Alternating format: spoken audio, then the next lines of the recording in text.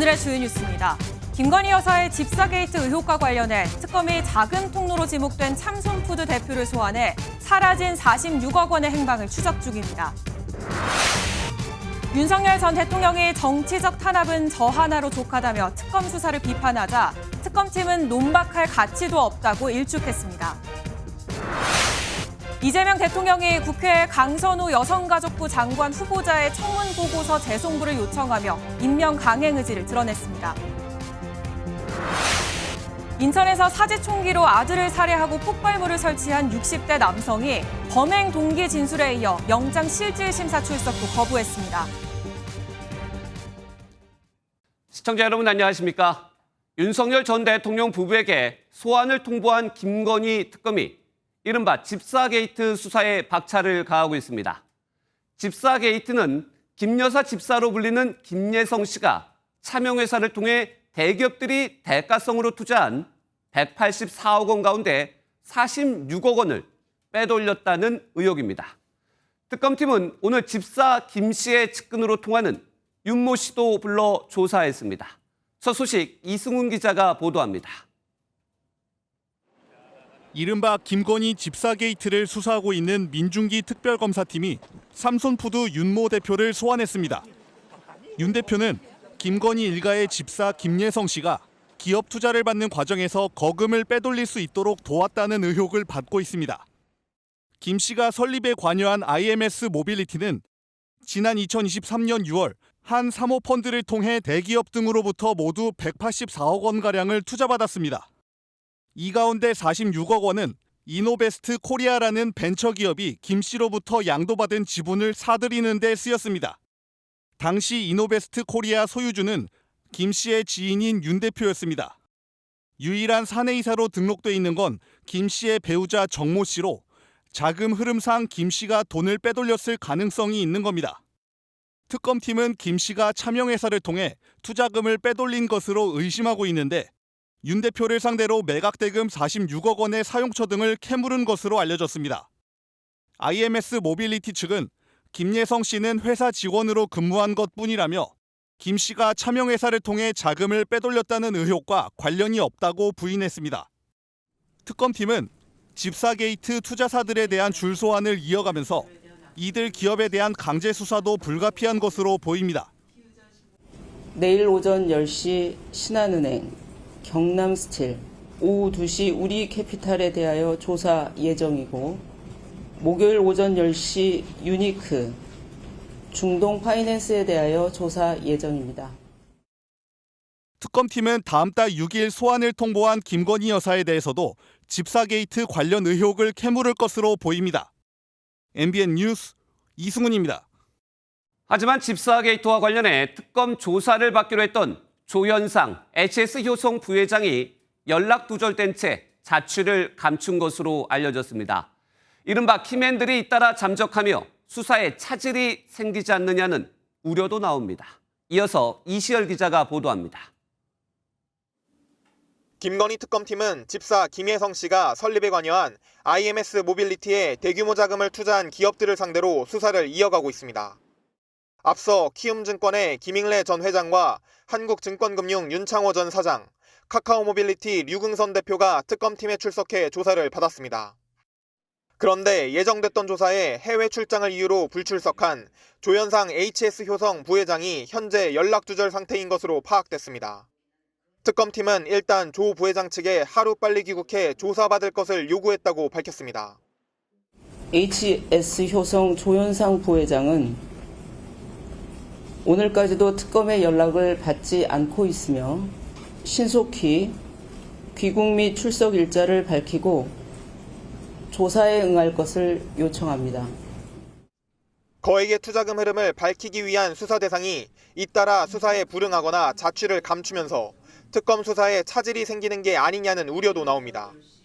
집사 게이트의 핵심 인물 김 씨는 해외에 체류하며 소환 조사에 불응하고 있습니다. 김건희 특검팀이 수사 중인 삼부토건 주가 조작 의혹과 관련해서도 키맨 이기훈 전 삼부토건 부회장이 잠적해 검거팀이 꾸려졌습니다. 특검팀은 제한된 수사기한을 감안해 신속한 수사를 진행하겠다고 밝혔지만 증거 확보 속도에 제동이 걸릴 것으로 보입니다. MBN 뉴스 이시열입니다. 김건희 특검팀은 또 김 여사 선물용으로 건진 법사 전성배 씨에게 고가의 다이아몬드 목걸이를 넘긴 것으로 알려진 윤영호 전 통일교 세계본부장도 소환했습니다.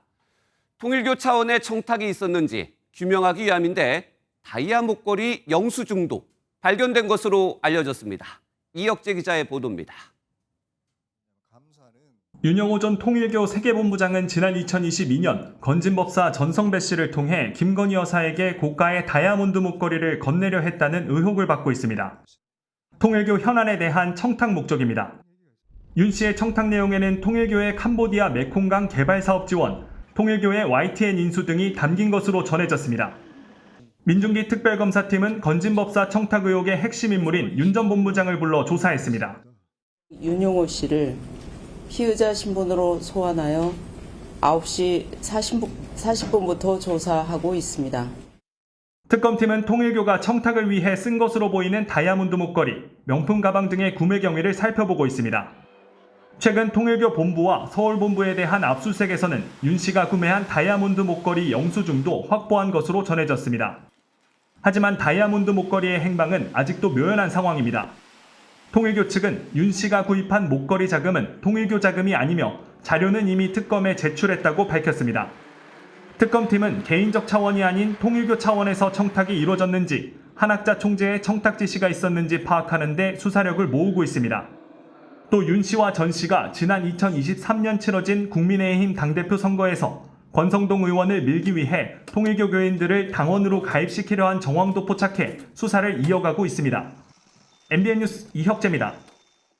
이처럼 윤석열 전 대통령 부부에 대한 특검의 수사가 박차를 가하는 가운데 윤 전 대통령이 옥중 입장문을 남겼습니다. 특검의 수사는 정치 탄압이라고 강하게 비판한 건데 내란 특검팀은 논박할 가치도 없다고 일축했습니다. 이 내용은 박규원 기자가 전해드립니다. 윤석열 전 대통령은 자신을 재구속한 조은석 특별검사 수사팀을 향한 비판을 이어가고 있습니다. 윤 전 대통령은 어제 SNS를 통해 말도 안 되는 정치적 탄압은 자신 하나로 족하다며 법정에서 비상계엄의 진실을 밝히겠다고 언급했습니다. 윤 전 대통령 측은 재구속 이후 특검팀의 출석 요청을 계속 불응하면서 망신주기 수사라고 표현하는 등 비판의 강도를 높이고 있습니다.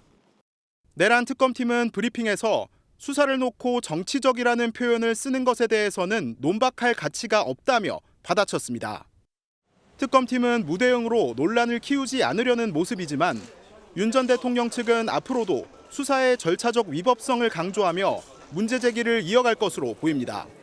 실제로 윤 전 대통령 측은 앞서 구속 자체가 절차적으로 부당하다며 구속적부심을 청구했다가 법원에서 기각되기도 했습니다.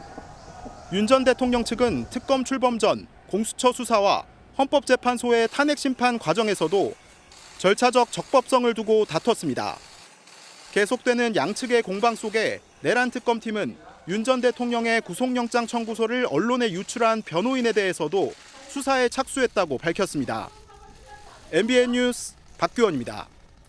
이 같은 윤 전 대통령의 옥중 메시지에 민주당에선 사필 규정, 센 척하지 말라는 비판이 나왔습니다.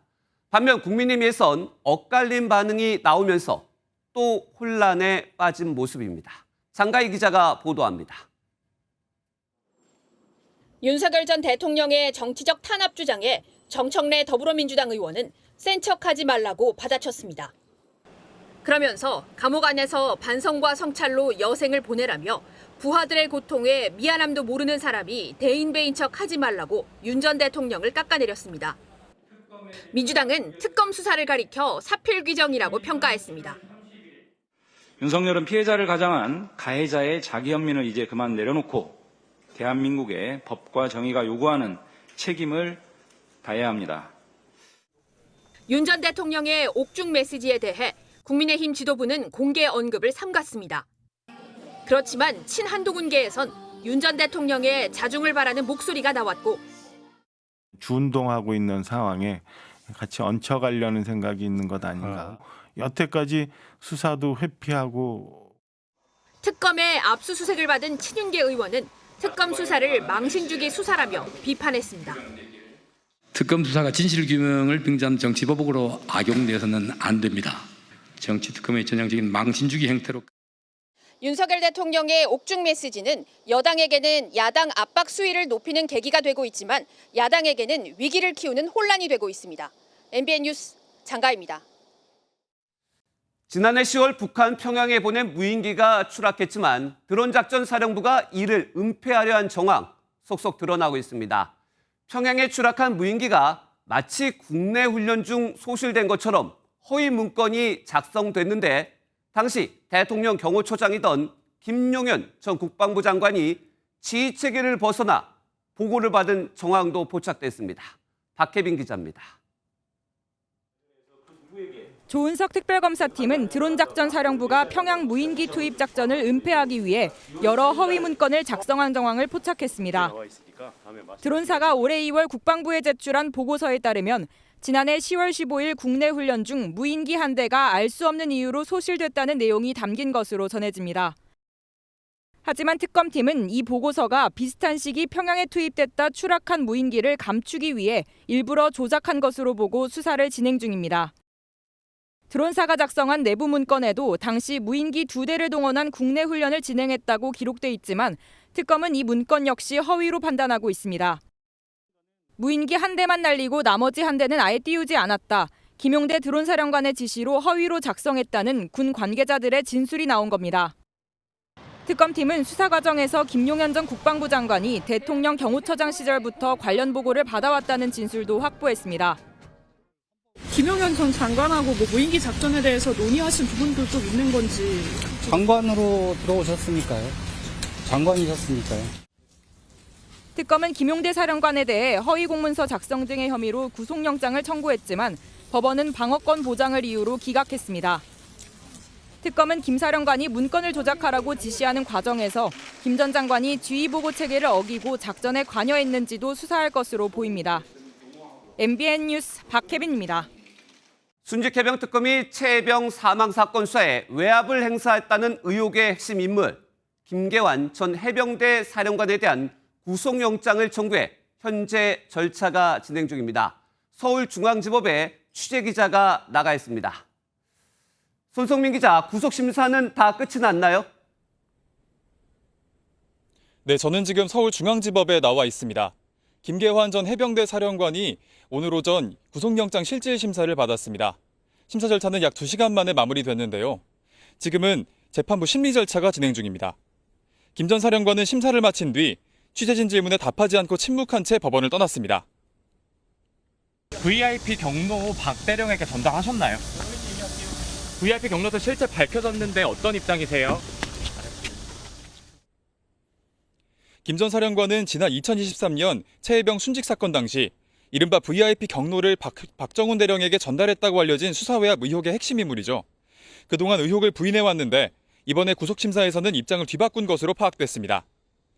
김 전 사령관은 윤 전 대통령이 화를 냈다고 들은 적이 있다면서 다만 직접 들은 게 아니라서 구체적으로 이야기할 수 없었다고 진술한 것으로 알려졌습니다. 그러면서 도주나 증거인멸 우려가 없다는 점을 들어 구속영장 기각을 주장하기도 했습니다. 하지만 특검팀은 완전히 다른 판단을 하고 있는 것 같은데요. 향후 수사 전망은 어떻습니까? 네, 김 전 사령관은 모해 위증 혐의를 받고 있습니다. 국회 그리고 재판에서 박정훈 대령을 처벌받게 하기 위해 허위 증언을 했다는 건데요. 그런데 특검팀이 최근 윤 전 대통령이 경로했다는 수석 비서관 회의 참석자들을 잇따라 불러 조사했죠. 김태효 전 국가안보실 1차장 등 참석자들이 VIP 경로서를 인정하는 취지로 진술한 것으로 알려지면서 김 전 사령관도 입장을 바꾼 것으로 보입니다. 특검팀은 이 같은 진술이 단순한 착오가 아닌 위증의 의도가 있었다고 보고 있습니다. 특검은 피의자가 죄를 범하였다고 의심할 만한 상당한 이유가 있고 구속 수사가 필요하다는 점에 김 전 사령관의 구속 여부는 이르면 오늘 밤 중에 나올 것으로 보이는데 구속이 된다면 특검팀 수사에도 속도가 붙을 것으로 보입니다.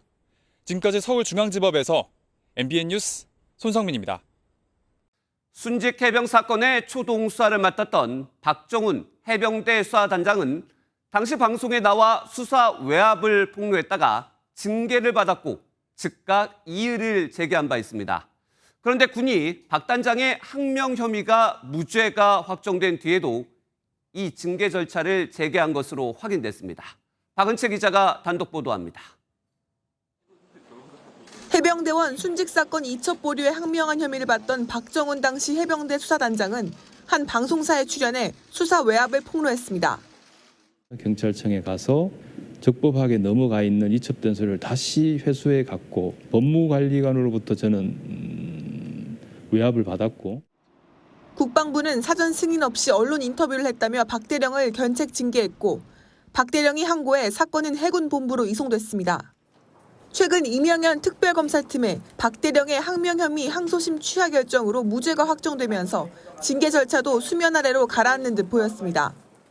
지난 7월 9일 이제 최해병 특검팀에서 항소 취하를 함으로 인해서 제 형사 사건의 무죄가 확정이 됐고, 모든 것이 이제 제자리로 돌아갔고. 하지만 최근 해군 측은 박 대령에 대한 징계 절차를 재개하는 걸로 확인됐습니다. MBN 취재 결과 해군 본부 법무실은 지난 16일 박 대령에 대한 징계 항고 심의를 열겠다며 박 대령에게 문답서 제출을 요청했습니다. 박 대령은 순직해병 특검 수사가 진행되는 도중에 심의에 참여하기 어렵다는 의사를 밝혔고, 해군은 수사가 끝난 이후 심의를 여는 쪽으로 조율하는 걸로 전해졌습니다. 해군은 지난 4월에도 박 대령에게 한 차례 심의 개시를 통보했는데 연기됐던 걸로 파악됐습니다. 군은 박 대령의 항명 재판 결과와 징계 절차는 별건이라는 입장을 유지하고 있습니다. MBN 뉴스 박은채입니다. 이재명 대통령이 갑질 의혹에 있는 강선우 여성가족부 장관 후보자의 인사청문 보고서 재송부 시한을 모레로 못 박았습니다. 사실상 이번 주 임명 수순에 돌입한 건데요. 극우 성향 논란에 휩싸인 강준우 국민통합비서관은 자진 사퇴로 정리했습니다. 송주영 기자가 보도합니다. 강선우 여성가족부 장관 후보자의 인사청문 보고서 재송부 기한은 모레입니다. 금주 내에 임명을 마무리하고 신속한 국정 안정을 꾀하기 위해 기한은 오는 24일 목요일로 요청했습니다. 10일 이내 기한을 정해 청문보고서 재송부를 요청할 수 있는 인사청문회법에 따른 겁니다. 인사청문 보고서 채택이 불발되면 이 대통령이 강 후보자를 임명할 수 있는 만큼 이르면 25일 강행에 나설 전망입니다. 반면 12.3 비상경 옹호 발언 등으로 논란이 된 강준욱 대통령실 국민통합비서관은 자진 사퇴했습니다. 강준욱 비서관은 자진 사퇴를 통해 자신의 과오에 대해 진심 어린 사과를 국민께 전하겠다는 뜻을 밝혔고, 이 대통령은 이를 수용해 국민 요구에 응답하고자 합니다. 빈자리도 보수계 인사로 채워질 전망입니다. 대통령실은 새 정부 철학을 이해하고 통합의 가치에 걸맞은 인물을 찾겠다고 밝혔습니다. 최근 인사 논란이 이어지면서 부실 검증 지적이 나왔지만 대통령실은 예상 외의 문제가 발견됐을 뿐 검증 시스템에는 문제가 없다고 선을 그었습니다. MBN 뉴스 송주영입니다. 이재명 대통령이 새로 임명된 장관들과 첫 국무회의를 열었습니다. 의원 출신 장관들을 향해 여긴 국회와 다르다며 긴장감을 갖고 임해달라고 당부했는데요. 재난 상황에 음주 가무를 즐기는 공직자들은 엄하게 단속해야 한다고도 했습니다. 설한빛 기자입니다. 이재명 정부 1기 내각에 입성한 신임 장관들이 한자리에 모였습니다. 정성호 법무부 장관 등 새로 임명된 9명 국무위원들이 국무회의에 참석했습니다. 국민이 편안하고 마음 편하게 일할 수 있는 그런 나라를 만들기 위해서 반드시 검찰개혁을 완수하고. 이어진 모두 발언에서 이 대통령은 재난 현장에서 공직자들이 특히 더 긴장해 줄 것을 당부했습니다.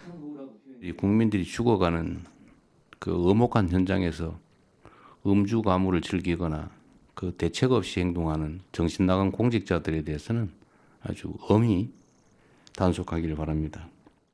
최근 폭우가 이어지는 상황에서 백경현 구리시장이 야유회를 갖는 등 해이해진 공직자들을 향해 엄중 경고한 걸로 해석됩니다. 이 대통령은 각 부처별로 재난 대응 현황을 보고받았습니다. 피해 지역의 복구비 지원을 위해 손해평가 인력을 사전 배치했다는 송미령 농림식품부 장관의 보고를 높이 평가하며 재난에 대한 근본 대책도 주문했습니다. 피해 지역 조사를 위해 농림축산식품부의 신속 대응을 칭찬하면서 행정에서는 속도를 높이는 것이 매우 중요하며 특히 재난 상황에서는 더욱 그렇다라고 강조했습니다. 회의 후 이 대통령은 신임 장관들과 함께 오찬을 했습니다. 특히 이 대통령은 국회의원 출신 장관들을 향해 여긴 국회와 다르다며 더 긴장감을 갖고 일해줄 것을 당부했습니다. MBN 뉴스 선한미치입니다. 대선 패배 이후 혁신의 첫 발도 떼지 못한 국민의힘에선 당내 최대 현안으로 전한길 씨 입당이 떠올랐습니다. 당대표 후보들도 전 씨 입당의 입장을 밝히면서 전당대회가 친전한길 대 반전한길 구도로 치러지는 게 아니냐는 우려가 나옵니다. 어떻게 혁신할지 논의는 묻히고 혁신이냐 반혁신이냐, 극우냐 반극우냐 이 논쟁만 남았습니다. 조희로 기자입니다. 전당대회가 한 달 앞으로 다가왔지만 한국사 강사 전한길 씨 입당을 둘러싼 파장이 계속되고 있습니다. 전한길 가입한 것을 가지고 현재 송은석 비대위원장이 한동훈 이야기 듣고 이렇게 해서 뭐 조치를 취하겠다, 이거는 현실적으로 불가능합니다. 김문수 후보는 전 씨의 입당이 문제가 없다고 보는 반면 조경태, 안철수 후보는 그런 세력은 속아낼 것, 친길 당대표를 막아달라며 반대하고 있습니다. 이번 전당대회가 친길 대 반길 구도로 굳혀져 또 당 분열이 심화되는 건 아닌지 우려의 목소리가 커지고 있습니다. 입당하고 탈당하는 것이 자유라고 할 수 있지만은 우리 또 당 지도부에서도 전한길 씨가 입당과 이와 관련해서 전당대회에서 영향력을 행사한다. 지도부는 당내 분열 조짐을 연일 경계하며 촉각을 곤두세우고 있습니다. 송원석 국민의힘 원내대표는 한 사람의 입당을 빌미로 극우 프레임을 씌우거나 극단적 표현을 사용하는 것 자체가 당에 대한 심각한 해당 행위라고 지적했습니다. 이르면 이번 주 전 씨의 당원 당규 위반 여부를 검토할 예정인 가운데 어떤 결론이 나오든 반발의 목소리는 불가피해 보입니다. MBN 뉴스 조희로입니다. 이렇게 당내 극우화 우려가 커지자 출마를 고심 중인 한동훈 전 대표는 반극우 연대를 통해 혁신 세력에 힘을 실겠다는 뜻을 주변에 밝힌 것으로 MBN 취재 결과 확인됐습니다. 자신이 당대표에 출마를 하든 안 하든 일단 혁신의 목소리를 키우겠다는 겁니다. 김지영 기자의 단독 보도입니다. 당권 도전과 관련해 한동훈 전 대표는 그동안 불출마에 무게를 둔 것으로 알려졌습니다. 당대표로서 이끈 지난해 4.10 총선과 후보로 나선 지난 대선에서 모두 패했고 여전히 찬탄과 반탄 프레임에 갇힌 당 혁신도 쉽지 않다는 측근들의 만류가 많았기 때문입니다. 하지만 탄핵 반대에 앞장섰던 전한길 씨의 입당과 이를 옹호하는 듯한 당권 주자들의 발언이 잇따르자 기류가 변한 것으로 전해집니다. 당의 우경화 우려가 커지고 있는 상황에서 이를 막아야 한다는 정치적 명분이 생겼단 겁니다. 한 전 대표 측근은 한 전 대표가 당대표 선거에 출마하든 안 하든 반극우 연대를 주도할 것이라는 입장이라고 전했습니다. 출마한다면 자신과 뜻이 맞는 후보와 반극우 연대를 맺고 출마하지 않더라도 결선에 오른 후보 중 혁신 세력을 지지하는 방식으로 힘을 실겠다는 설명입니다. 한 전 대표는 오는 25일 전후 출마 여부를 결단할 것으로 보입니다. 한동훈 전 대표가 반극우 선봉에 서면서 한 달 앞으로 다가온 전당대회 구도가 흔들릴 것이란 전망이 나옵니다. MBN 뉴스 김지영입니다. 이렇게 전당대회를 한 달 앞둔 국민의힘이 깊은 내홍에 빠져 있습니다. 전한길 입당 논란부터 찬탄 반탄 진영의 충돌까지 출구를 찾기 힘든 갈등이 이어지고 있는데요. 국민의힘 출입하고 있는 김현 기자와 더 짚어보겠습니다. 김 기자, 먼저 가장 뜨거운 이슈인 전한길 씨 입당 논란부터 짚어봐야겠죠. 국민의힘 전당대회가 전한길 한 명에 휘둘리고 있는 것 아니냐, 이런 우려가 나오더라고요. 네, 그렇습니다. 전한길 씨는 윤석열 전 대통령 탄핵 반대 집회를 주도했고 이 계엄을 옹호하고 부정선거를 옹호하는 발언을 하면서 유명해진 인물이죠. 예. 전한길 씨가 지난 6월에 온라인으로 국민의힘에 입당을 했는데요. 유튜브 채널 구독자 10만 명이 국민의힘에 입당했다 주장했고 이 전당대회에 영향력을 행사하겠다고 선언하면서 논란이 일고 있습니다. 국민의힘 지도부가 전한길 씨의 극우 발언에 대해 징계 가능성을 시사했지만 이 전한길 씨가 강성 보수층의 영향력을 행사하고 있기 때문에 실제 징계는 어렵다는 게 지배적인 전망입니다. 예, 그 영향력 때문인지 국민의힘 내부에서도 여러 입장이 나오고 있는 것 같습니다. 좀 구체적으로 전해주시죠. 네, 김문수 전 대선 후보와 장동혁 의원, 일부 친윤계 인사들은 이 전환길 입당을 받아들이자 이 포용론을 주장하고 있습니다. 이 친윤계로 분류되는 인요한 의원은 오늘도 전환길 입당은 당의 다양성을 보여주는 것이라며 이 찬성 목소리를 냈는데요. 반대로 한동훈 전 대표와 안철수, 조경태 의원 등은 이 국민의힘의 극우 정당의 낙인이 찍힐 것이다 주장하면서 전환길 씨의 출당을 요구하고 있습니다. 입당 문제가 극우 정당 논란으로 이어졌고 이 당내 진영 대결까지 펼쳐지면서 갈등이 격화하는 상황입니다. 예, 결국에 한 달 뒤에 있을 전당대회에 전환길 씨 입당, 이 극우 논란이 영향을 미칠 것 같은데 네. 결국 이 윤석열 전 대통령과의 관계 설정이 문제겠죠. 네, 그렇습니다. 국민의힘 전당대회는 실제로 지금 윤석열 전 대통령에 대한 이 탄핵 찬성파와 반대파의 대결 구도로 진행이 되고 있습니다. 예. 현재까지 찬탄파에서는 안철수, 조경태 의원이, 이 반탄파에서는 김문수 전 대선 후보와 장동혁 의원이 출마를 선언했는데요. 우선 찬탄파는 당의 주류인 친윤계를 겨냥해서 강력한 인적 쇄신을 예고하고 있습니다. 안철수, 조경태 의원은 구태 세력을 청산하지 않으면 당의 미래가 없다 주장을 하고 있고요.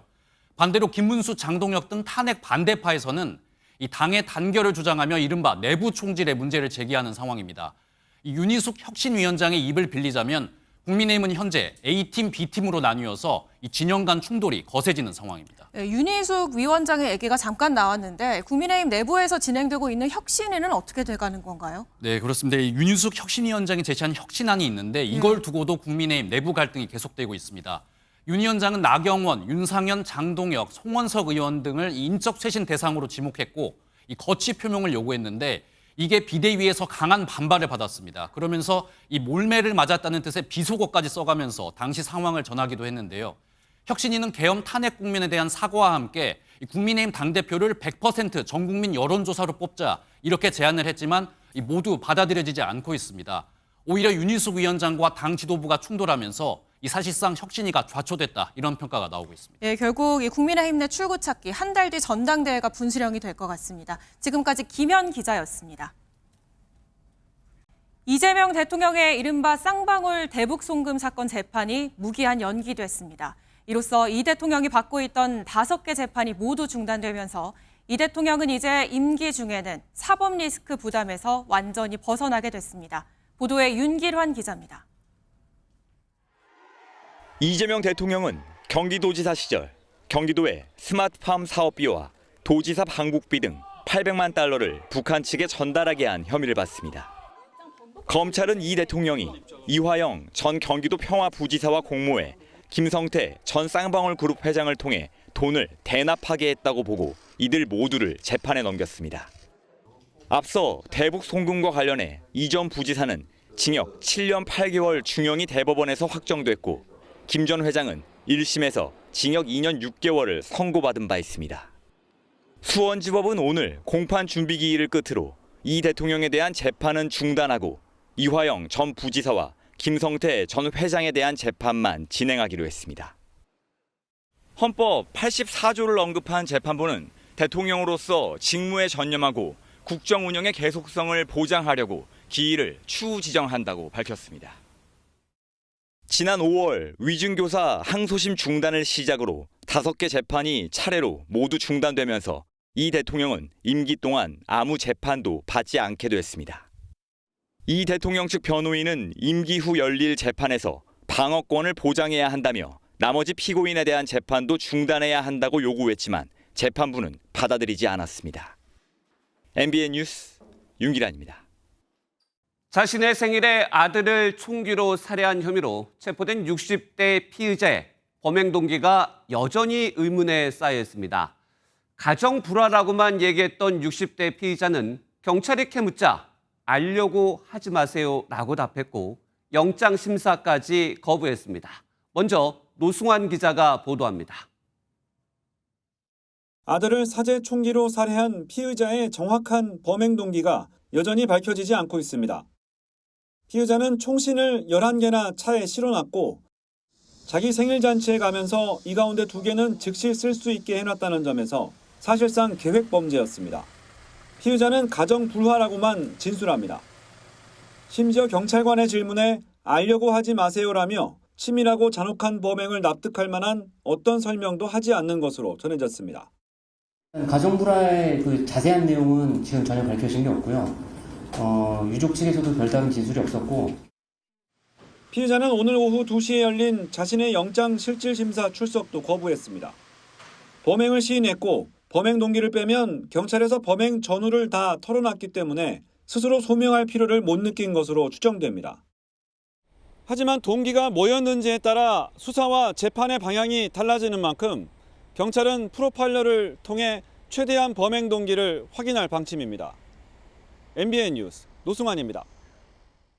범인은 이처럼 알려고 하지 말라지만 손주 앞에서 아들을 살해하면서 누군가에게 극도의 복수를 하려 했다는 해석도 나옵니다. 따라서 자산가로 알려진 전처에 대한 열등감인 건지 아니면 돈 문제가 있었던 건지 전문가에게 들어봤습니다. 이어서 황재영 기자입니다. 며느리와 손주 앞에서 장성한 아들을 살해하는 경우는 극히 이례적인 범죄로 손꼽힙니다. 때문에 돈 문제 같은 단순한 이유라기보다는 극단적인 분노가 표출된 사례라는 분석이 지배적입니다. 분노의 대상은 자신이 살해한 아들이 아닌 수백억 대 자산가로 알려진 전처일 가능성이 크다는 분석입니다.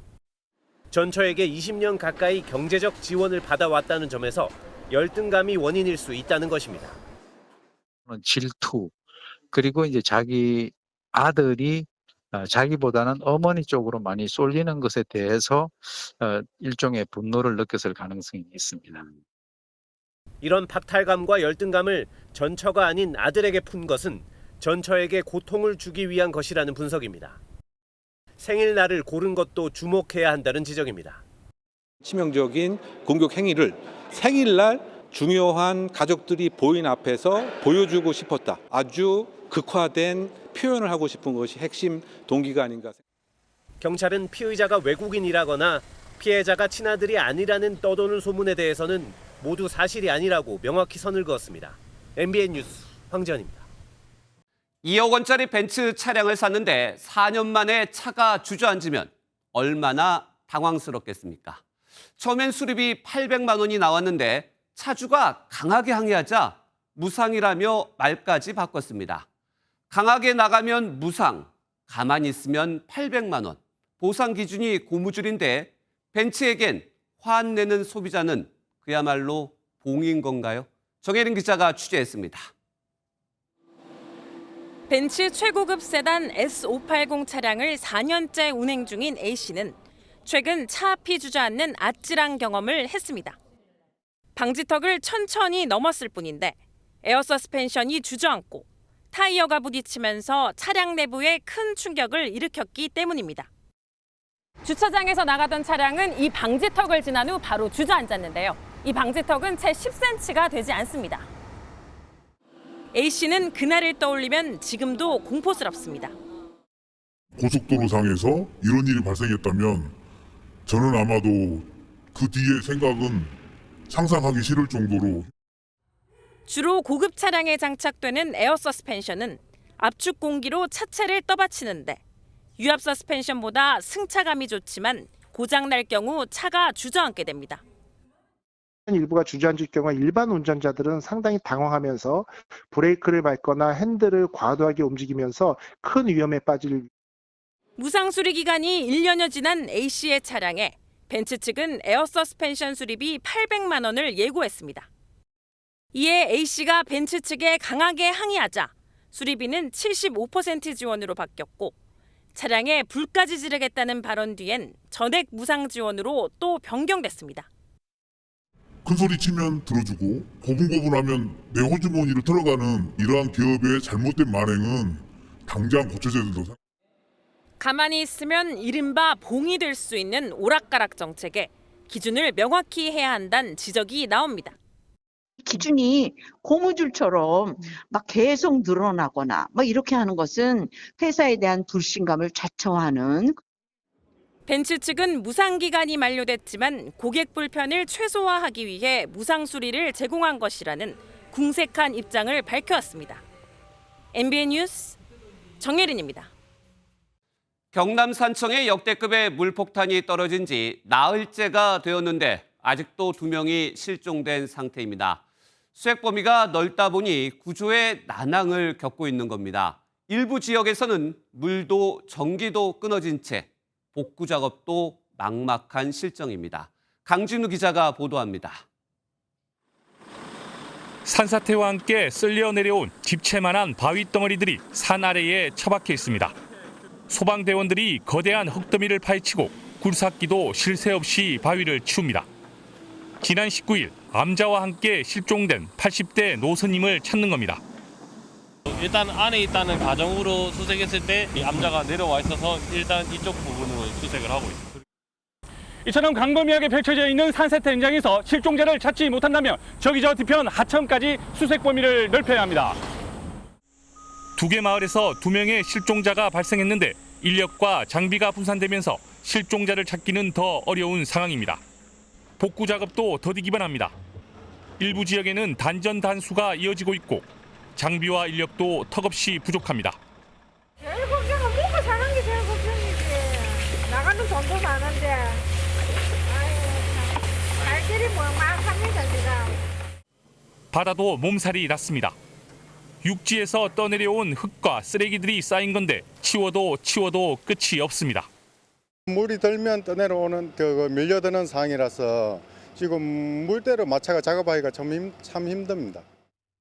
여기에다 푹푹 찌는 무더위는 사람을 찾고 집을 고치는 일에 회방을 놓고 있습니다. MBN 뉴스 강진우입니다. 잠시 시동을 켜놓은 남의 오토바이를 타고 달아난 50대 남성이 위험천만한 도심 추격전 끝에 경찰에 붙잡혔습니다. 범행 이유를 물어보니 황당하게도 바람을 쐬고 싶어서 오토바이를 훔쳤다고 합니다.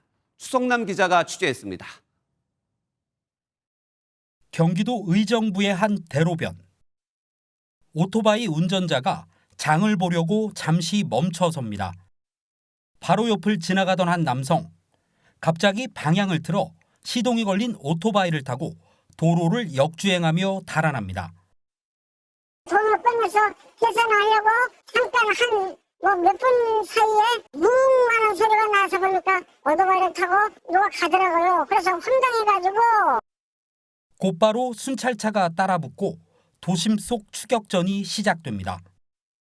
신호위반에 다른 오토바이와 충돌할 뻔한 아찔한 상황도 벌어집니다. 또 다른 순찰차가 예상 도주로에서 대기하다 막아서지만 아슬아슬하게 빠져나갑니다. 추격전이 길어지는 찰나 순찰차가 순식간에 오토바이를 앞질러 가로막는 데 성공하고 순찰차 2대가 뒤를 막아서면서 장장 8km의 도주국이 막을 내렸습니다. 그 운전자가 이제 뭐 역주행이라든지 신호위반이라든지 과속이라든지를 하면서 되게 좀 사고 위험성이 좀 높게 이렇게 도주를 하고 있었거든요. 다행히 이렇게 안전하게 피의자를 한 곳으로 몰면서 다행히 검거할 수 있었던 것 같습니다. 음주나 약물 반응은 없었습니다. 피의자는 경찰 조사에서 바람이 쐬고 싶어서 이곳에 정차해 있던 오토바이를 훔쳐 달아났다고 진술했습니다. 경찰은 54살 이모 씨를 무면허 운전과 절도 혐의로 입건하고 사건을 검찰로 넘겼습니다. MBN 뉴스 추성남입니다. 부산에서 무허가 스테로이드 의약품을 제재해온 현장이 적발됐습니다. 근육을 늘리려는 남성들에게 불법으로 스테로이드를 팔아 12억 원이 넘는 이익을 남겼습니다. 그런데 범행을 공모한 이들, 다름 아닌 어머니와 아들이었습니다. 한범수 기자가 보도합니다. 주사기를 이용해 액체를 용기에 넣고 포장까지 마칩니다. 안에 담긴 물질은 근육을 늘리는 데 효과가 있는 스테로이드 약물입니다. 헬스 트레이너였던 30대 남성 김모 씨와 어머니인 60대 한모 씨가 부산의 한 오피스텔에서 무허가로 제조해 유통시키다가 걸렸습니다. 멸균이 안 된 상태인데 이거 일반 구매자들 맞아도 돼요? 이거 구매자들 맞으면 되게 위험하거든요. 실제 제조에 활용했던 스테로이드 원료와 부자재입니다. 모두 중국이나 인도에서 불법으로 들여왔습니다. 이 원자재로 어머니 한 씨는 약물을 만들었습니다. 아들은 텔레그램이나 카카오톡 비밀 대화방에서 구매 희망자를 모으고 대금 결제를 관리했습니다. 부적절한 거래를 감추고자 무인 택배함을 이용해 현금을 받는 치밀함도 보였습니다. 두 사람은 이런 식으로 지난 2년 3개월간 12억 6천만 원을 챙겼습니다. 오랜 시간 동안 그 대화방이 머물면서 신뢰가 쌓였을 때 저희가 이제 약간 이런 의약품 정보들을 알 수 있었습니다. 구매자들은 주로 근육을 늘리고 싶어하는 성인 남성들이었습니다. 치료 목적이 아니면 스테로이드 처방이 어렵기에 불법적인 경로를 택한 것으로 추정됩니다. 식약처는 정식 절차를 밟아 생산되지 않은 스테로이드 제품은 면역 체계를 파괴하고 성기능 장애를 유발할 수 있다며 주의를 당부했습니다. MBN 뉴스 한범수입니다. 미국 공군의 전략 폭격기가 민간 여객기와 공중에서 충돌할 뻔한 아찔한 상황이 벌어졌습니다.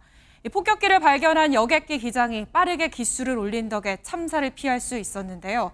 당시 상황을 이상혁 기자가 보도합니다. 성층권을 비행하는 요새라는 별명을 가진 미군의 B-52 전략 폭격기가 박람회장 관중의 머리 위로 날아갑니다. 그런데 폭격기가 지나간 경로로 한 여객기가 고도를 올리며 날아오릅니다. 박람회장 인근의 마이노트 공항으로 착륙을 시도하던 스카이웨스트 3788 여객기입니다. It was really eerie. It was a small plane, so any kind of maneuver on those is really aggressive, kind of bumpy. Turbulence is really aggressive in those. B-52 폭격기가 여객기 오른쪽에서 아무런 통보 없이 바짝 날아온 겁니다. 여객기 기장이 기수를 올리지 않았다면 자칫 큰 충돌로 이어질 뻔했습니다. For those of you on the right-hand side, you probably saw the airplane kind of sort of coming at us. Nobody told us about it, and so we continued and air traffic. There's no radar here. 해당 여객기는 인명 피해 없이 목적지에 무사히 착륙했습니다. 미 연방 항공청 등이 정확한 사건 경위 조사에 착수한 가운데 현재 언론들은 공군기들이 훈련 도중 주변 항공기의 위치를 알리는 시스템을 끄고 비행하는 관행이 문제라고 지적했습니다. MBN 뉴스 이상엽입니다. 방글라데시에서 공군 훈련기가 학교에 추락했습니다. 당시 학교엔 수업이 한창이었는데 학생과 교직원 등 최소 27명이 숨지고 170명 넘게 다쳤습니다. 이한나 기자입니다. 학교 건물에서 불길과 함께 시커먼 연기가 솟구칩니다. 잠시 후 시뻘건 화염이 걷잡을 수 없이 번지자 학생들은 급하게 밖으로 대피합니다. 현지 시각 21일 방글라데시 공군 소속 훈련기가 수도 다카의 한 학교 캠퍼스에 추락했습니다. রয়েছে দেখি যে যেখান দিয়ে আমরা সিঁড়ি দিয়ে ক্লাসে উঠি সেই সিঁড়ি জায়গাটা পুরোটা পুড়ে গেছে আর সিঁড়ির ওই পাশে 사고가 난 곳은 초중 고등 과정을 통합해 운영하는 학교인데 수업 시간과 맞물리면서 피해가 더욱 컸습니다. 이번 사고로 훈련기 조종사와 학생 등 최소 27명이 숨지고 170여 명이 다친 것으로 확인됐습니다. 부상자 절반 이상이 중상을 입어 추가 사망자는 늘어날 전망입니다. 방글라데시군은 이륙 직후 기술적 결함을 발견한 훈련기가 피해를 최소화하려고 인적이 드문 곳으로 이동하던 중 학교에 추락했다고 밝혔습니다. সাথে সাথে দেখলাম যে পিছন থেকে কি জানি একটা আসলো মানে একটা আওয়াজ হলো আর পড়ে গেল আর আগুন শুধু আগুন আর ধোঁয়া এটুকু 추락한 훈련기는 중국이 구소련 기술을 바탕으로 개발한 노후 전투기였던 것으로 알려졌습니다. 방글라데시 정부는 오늘을 국가 애도의 날로 선포하고 피해자 지원에 최선을 다하겠다고 밝혔습니다. MBN 뉴스 이한나입니다. 네, 정치 톡톡으로 이어갑니다. 정치부 정태진 기자가 준비했습니다. 정 기자, 첫 번째 키워드부터 볼까요? 강선우 갑질, 직장 갑질과 달라. 왜 다르죠? 다른 것 같지 않은데 어떤 얘기입니까? 네, 민주당 지도부인 문진석 원내 운영 수석 부대표가 오늘 한 발언입니다. 한번 들어보시죠. 네. 일반적인 직장 내 갑질과 보좌진과 의원 관계에 있어서 갑질은 약간 성격이 좀 다르다. 불만이 없이 또 이렇게 잘 해내는 의원 보좌진도 있고. 의원과 보좌진은 식구 같은 개념이 있다며 갑질 논란이 거센 강선우 여가부 장관 후보자를 두둔하면서 나온 발언입니다. 네. 문 부대표는 앞서 이재명 대통령의 강 후보자 임명을 이렇게 비유하기도 했습니다. 네. 알코올 중독자인 그랜트 장군에게 신뢰를 바탕으로 해서 정권을 임하면서 남북전쟁을 승리로 이끈 링컨 대통령의 결단.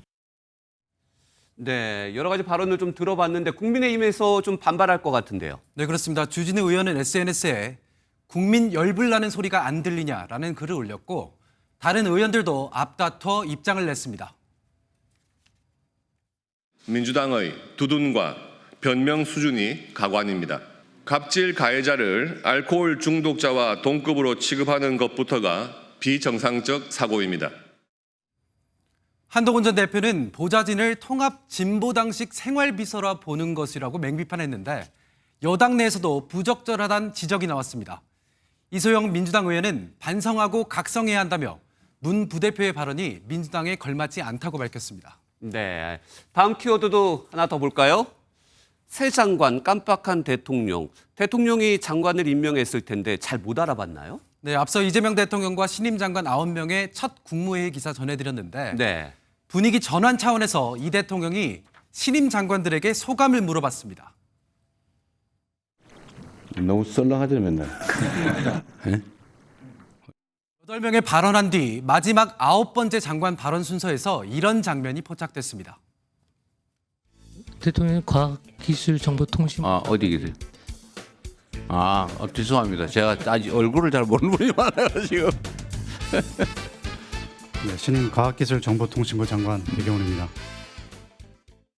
이 대통령이 새 장관들과의 국무회의가 익숙하지 않아서 배경훈 장관의 발언 순서를 잠시 잊어버린 것 같습니다. 네, 그런데 새 정부 내각 구성이 완전히 끝난 것은 아니잖아요. 지금 화면을 보니까 전 정부 장관들도 여전히 참석을 하고 있어요. 좀 계속 어색할 것 같은데요. 네, 그렇습니다. 국무회의 시작 전에 신임 장관들과 전임 정부에서 임명된 장관들이 다소 어색한 인사를 나누기도 했습니다. 네.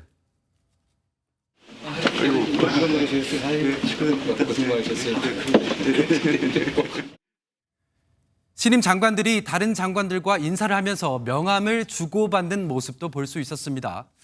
정성호 장관은 유일하게 넥타이를 메고 왔는데 대통령실의 여름철 권장 드레스 코드가 노타이라는 걸 잘 몰랐던 걸로 보입니다. 정 장관이 국무회의 시작 직전 다급히 넥타이를 푸는 모습이 포착되기도 했습니다. 네, 지금 보니까 넥타이를 풀고 있네요. 여기까지 듣겠습니다. 정태진 기자였습니다. 1년 반 만에 학교로 돌아오겠다는 의대생들. 결국 특혜를 받게 될 분위기입니다.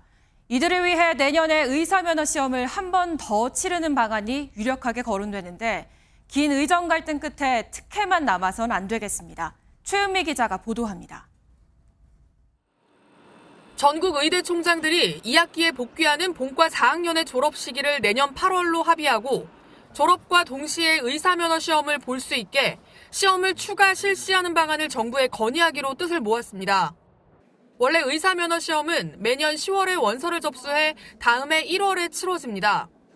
원칙대로라면 이번에 복귀하는 본과 4학년들은 내년 8월에 졸업한 뒤 내후년 1월 시험에 응시해야 하는데 졸업부터 시험 응시까지 반년가량 공백이 생기다 보니 사실상 특혜성 조치가 이뤄지는 셈입니다.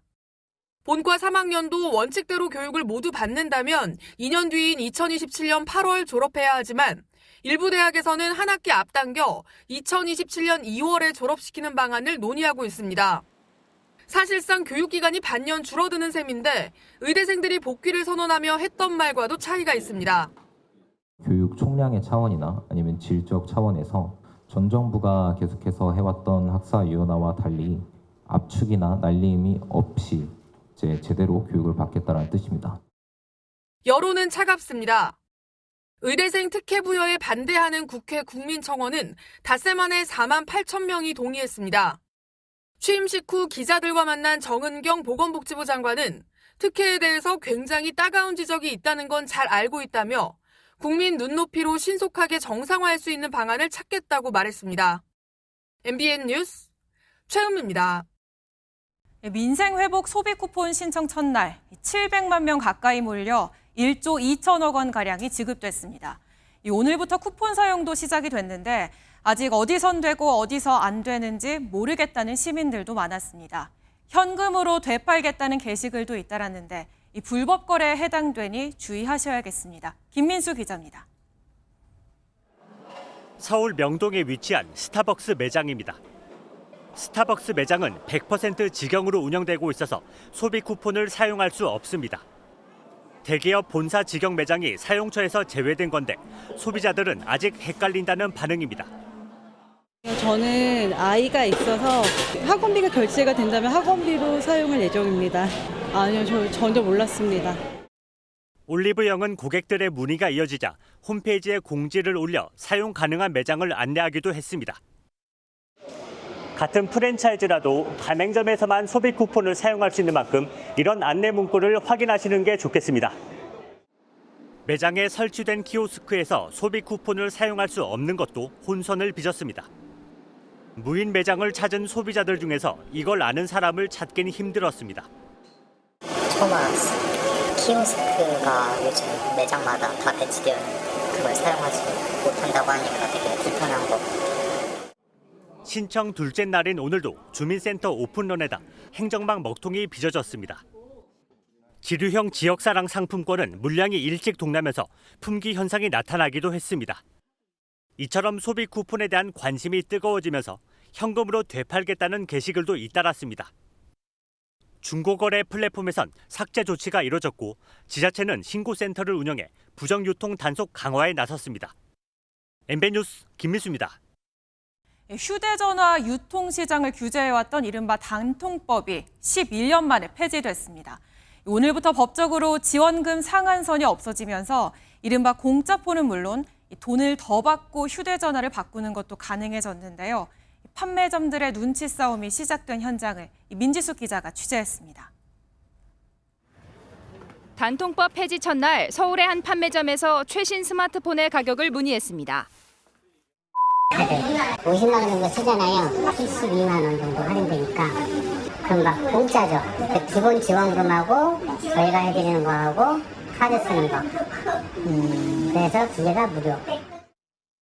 공시지원금 50만 원에 매장 추가 지원금 30만 원을 더하고 여기에 특정 카드를 사용하는 조건으로 할인을 더 받으면 148만 원짜리 스마트폰이 공짜가 된다는 설명입니다. 지금까지는 이 통사가 정한 공시지원금에 더해 15%의 추가 지원금만 줄 수 있었습니다. 예를 들어 출고가 100만 원짜리 휴대폰에 공시지원금 50만 원이 붙으면 추가 지원금은 최대 7만 5천 원까지만 가능했지만 이제부터는 이 보조금 상한이 없어졌습니다. 9만 원짜리 분들 사용하는데 50만 원 매장에 따라서는 단말기 가격보다 보조금이 더 높은 이른바 마이너스폰 구입도 가능해졌습니다. 현금을 돌려주는 페이백도 기존에는 불법으로 간주됐지만 지금부터는 계약서에 적기만 하면 문제가 되지 않습니다. 경쟁을 하다 보면 자연히 소비자를 위한 단가는 내려갈 수밖에 없을 것 같고 더 많은 혜택을 누리지 않을까? 보조금이 어느 수준까지 올라갈지 알 수 없는 상황에 단통법 폐지 첫날은 그렇게 높은 수준의 보조금을 주는 곳은 많지 않았습니다. 하지만 해킹 사태 이후 가입자들의 번호 이동이 컸던 만큼 업계에서는 고객 유치를 위한 출혈 경쟁은 불가피할 것으로 전망하고 있습니다. MBN 뉴스 민지숙입니다. 올해 초까지만 해도 가격이 폭등했던 안전자산의 대명사 금 인기가 주춤하고 있습니다. 반면 위험자산으로 분류되는 증시에 자금이 몰리고 있는데 왜 그런지 강서영 기자가 알아봤습니다. 금 현물을 사고 파는 서울 종로의 금거래소에 손님들의 발길이 뜸합니다. 금 투자가 인기를 끌던 올해 초에 비해 사는 사람도 파는 사람도 눈에 띄게 줄었습니다. 그 당시와 비교하자면은 한 5분의 1 불가치를 잃었던 그런 상황은 이제 좀 진정이 됐습니다. 한국거래소에서 지난해 4월부터 이어졌던 순매수는 최근 순매도로 전환됐습니다. 이번 달 1일부터 21일까지 개인 투자자가 순매도한 금은 159억 원, 21일 하루에 순매도된 금액만 111억 원어치입니다. 반면 증시에는 자금이 몰리고 있습니다. 빚을 내 주식에 투자하는 빚투 규모를 나타내는 신용공여 잔고는 21조 7,900억 원으로 석 달 전보다 27% 늘었습니다. 오늘 코스피는 하락 마감하긴 했지만 장중 3,220선을 돌파하며 또다시 올해 최고치를 갈아치웠습니다. 트럼프발 관세 전쟁으로 인한 경기 둔화가 예상보다 크지 않다는 분석 속에 투자자들의 관심이 위험 자산으로 옮겨간 것으로 보입니다. 글로벌 유동성 흐름이 안전자산보다는 위험자산 쪽으로 선호도를 높이고 있기 때문에 금 수요가 분산되는 효과가 나옵니다. 여기에 미국 국채를 담보로 하는 스테이블 코인이 새로운 안전자산으로 부상하는 상황도 금 투자 열기를 식히는 요인으로 꼽히고 있습니다. MBN 뉴스 강서영입니다. 오늘 한국여성유권자연맹 창립 56주년 기념식이 국회에서 열린 가운데 MBN이 연맹이 수여하는 양성평등 단체상을 수상했습니다. 창립 기념식과 함께 진행된 중앙회장 이취임식에선 한국여성유권자연맹 제22대 중앙회장으로 신부경 회장이 취임했습니다. 절기 대서답게 오늘도 무더위가 기승이었습니다. 전국 대부분 지역으로 폭염특보가 확대 강화됐고요. 최고 체감온도가 33도를 웃돈 곳이 많았습니다. 내일은 더위가 더 심해지겠습니다. 서울의 낮 기온 33도, 광주 35도, 경산은 36도까지 올라 오늘보다 1도에서 3도가량 높겠고요. 습도가 높아서 체감온도는 더 높겠습니다. 낮 기온이 크게 오르다 보니 대기가 불안정해서 소나기 소식이 잦습니다. 오늘 밤까지 내륙에 최고 80mm의 강한 소나기가 쏟아지는 곳이 있겠습니다. 내일도 하늘은 대체로 맑겠지만 오후 한때 동쪽 내륙을 중심으로 소나기 가능성이 있습니다. 강원 내륙과 충북 북부, 경북 북동 내륙에 5에서 30mm의 소나기가 예상됩니다. 오늘 밤에도 서울 등 대부분 지역에서 열대야가 이어지겠고요. 내일 중부지방 낮 기온은 서울과 강릉 33도, 대전은 34도까지 오르겠습니다. 남부지방도 낮에 전주와 광주, 대구가 35도까지 오르겠습니다. 모레도 동쪽 내륙을 중심으로 소나기가 내리겠고요. 폭염은 갈수록 더 심해지겠습니다. 날씨였습니다.